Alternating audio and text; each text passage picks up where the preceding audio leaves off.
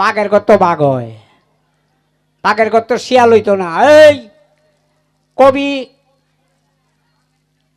রশিদউদ্দিন সাহেব, আমাদের নেত্রকোনার প্রবর্তক রশিদউদ্দিন সাহেবের ছাত্র চানমিয়া সাহেব, মিরাজ আলী সাহেব, ইটাবুতার মজিদ তালুকদার, দলের করিম সাহেব, উকিল মুন্সি সাহেব, এটি কার ছাত্রটি? জালাল উদ্দিন সাহেব রশিদউদ্দিন সাহেবের ছাত্র।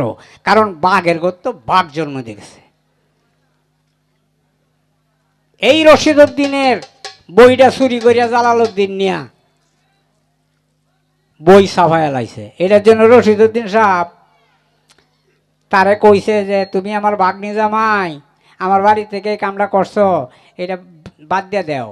এটা বাদ না দিলে পরে রশিদউদ্দিন সাহেব, এই মেয়ে মানুষে জানে না, রশিদউদ্দিন সাহেব পরে কেস করে দিছে। জালালউদ্দিন সাহেবের জেল হইয়া যায়, কান্না কাটি শুরু করছে। এই কানা তৈয়বালি এই রশিদউদ্দিন সাহেবের ছাত্র, যতটি ছাত্র রশিদউদ্দিন সাহেবের সবটি সিংহ। এই রশিদউদ্দিন সাহেবের ছাত্র কানা তৈয়বালি কইতেছে, জালালিয়া তো তোমার নইব, জেল তো তোর অনিবার্য। ভাই আমি বাস ভাঙ্গি বা বাসও না, একটা মত আছে, এইটা কইস তুই কৌড়ে উঠিয়া। উনি কি করছেন জিজ্ঞাসা করছে বিপক্ষের উকিলে, জালাল সাহেব আপনি কি ওনার বই চুরি করছেন? যে হ্যাঁ বই চুরি করছি। যে আপনি ওনার বইয়ের মধ্যে ওনার গানকে আপনার নাম দেখাইতেছেন? হ গাইতেছি। স্বীকারোক্তি করলে আসামি যে স্বীকারোক্তি করে তে নির্ঘাত জেল না? কইতাছে জেল ফাঁস জেলা দিন। আমি হাসা কথা কইয়াম, আমি ওনার বইটাও চুরি করছি, ওনার গানগুলি আমার নাম দেখাইতাছি, ওনার গান দিয়ে আমি বই ছাপাইছি আমি জালালের নামে। জজ সাহেব লেখতো চাইতেছে, কইছে আমার একটা আবদার, আমার ফাঁস দেওয়ান আর জেল দেওয়ান, আমার একটু আবদার, এরপরে আমার আবদারটা একেবারে আমার জেল দিন, জেলাই দিন, আমি রাজি আছি। বলেন যে উনি বলছে যে তোমার মনের মানুষ ধরো, যারে দিয়া পয়দা হইলে তারে তুমি কেন ছাড়ো, তোমার মনের মানুষ ধরো। তা আমি এলা আমার মনের মানুষ এলার আমি ধরছি। পরে উনি বলছে যে রতিরণে গেলে পরে প্রেমস্ত্রণেও সঙ্গে করে রিপু যেজন মারতে পারে চিনি আপন পরো, পরমংসের পুঁজি মিলাও তাকিয়া সংসারও, কমতি বললে ধনির ঘরে শীত কাটিয়ে চুরি করো।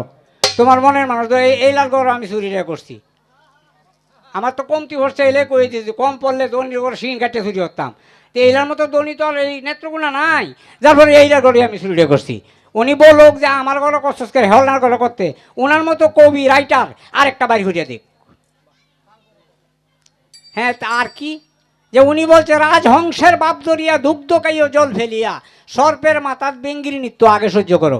এইলা ব্যাঙের ব্যাং, ওনার মুখের তো কথা যে সর্পের মাথার মাঝে যদি ব্যাং না নাচে তো সর্পটা জিত মেরে থাকতো, ব্যাং না চেড়ে চেড়ে যাক, এটা ওনার মুখের কথা। কিন্তু আমি তো একটা ব্যাং ওনার আঙ্গ, আমি যে ওনার মাথার উঠে বইয়া নাচছি, উনি সতত ধরল কেন? ওনার কাছে প্রশ্ন।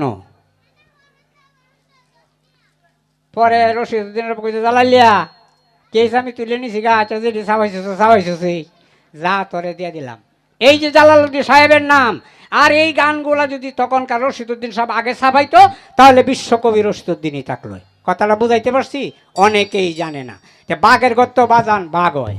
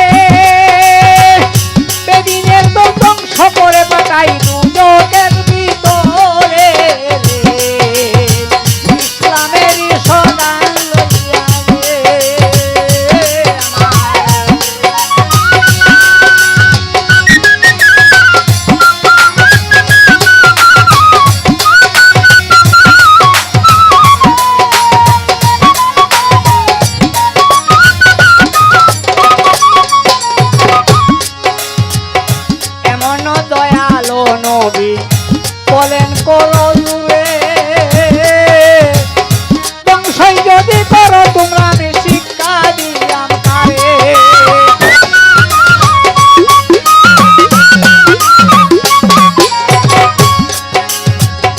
এমন দয়ালো নবী আমার বলছেন বিনয়